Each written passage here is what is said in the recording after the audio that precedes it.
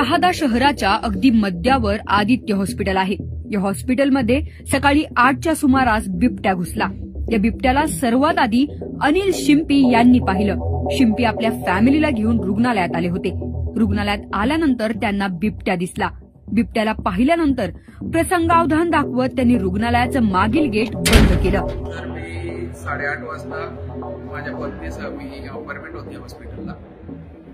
त्यावेळेस आम्ही थोडं थांबलो 5-10 मिनिटं। मग मिसेसला मध्ये घेतलं। मग आम्ही तिथेच असं फिरत होतो। मग अचानक जे आता मागचं गेट दिसतंय तुम्हाला, त्या मागच्या गेटमधून त्याने एंट्री केली। मी एंट्री केल्याने लगेच बघितलं तर मी सुरुवातीलाच मला कळालं की बिबट्या आहे, 100% बिबट्या आहे।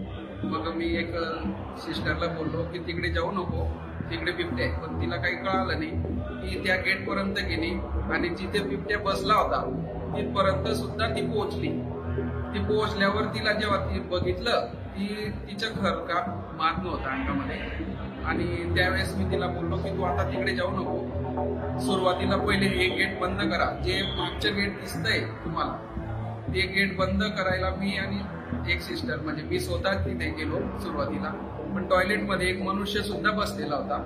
मग त्याला मी तिथूनच आवाज दिला की तू तिथेच मध्येच थांब आणि जर तुला यायचं असेल तर तू एकदम आवाज न करता बाहेर ये।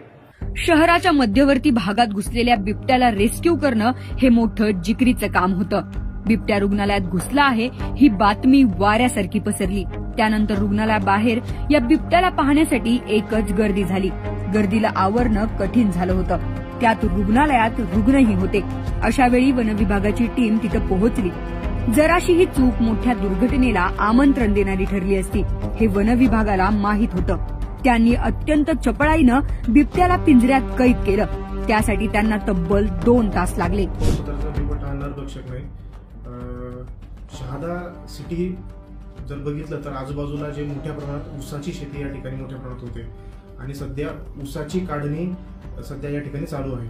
त्यामुळे कदाचित आजूबाजूला कुठे ऊस तोडणी झालेली असेल आणि त्या ठिकाणून तो बिबट आलेला असेल आणि रात्री अपरात्री तो ट्रॅव्हल करत करत तर तो पहाटे त्याला सुरक्षित ठिकाण त्याला त्या ठिकाणी आढळून आलं असेल, त्यामुळे तो त्या ठिकाणी गेलेला आहे। आणि शहादामध्ये यापूर्वीच आजूबाजूला जे काही खेडेगाव आहेत त्यामध्ये साधारणतः 1-2 दिवसाआड इथे मोठ्या प्रमाणात याची बातमी येत असते की या ठिकाणी बिबट निघाले असतात। त्याच्यामुळे शहादा आणि त्याचा आजूबाजूचा परिसर याच्यामध्ये बिबटची संख्या ही फार मोठ्या प्रमाणात आहे आणि ऊसाच्या शेतीमुळे आणि ऊस काढणीमुळे तो आलेला असावा असा आमचा वन विभागाचा अंदाज आहे। पकडलेल्या बिबट्याची तपासणी करण्यात आली। बिबट्या हा 4.5 वर्षांचा असून त्याचं वजन 50 किलो आहे। त्याची तपासणी करून त्याला नैसर्गिक अधिवासात सोडण्यात येणार आहे। दरम्यान शहराच्या आजूबाजूला शेतीची कामं सुरू आहेत। तिथूनच हा बिबट्या शहरात घुसल्याचं बोललं जात आहे।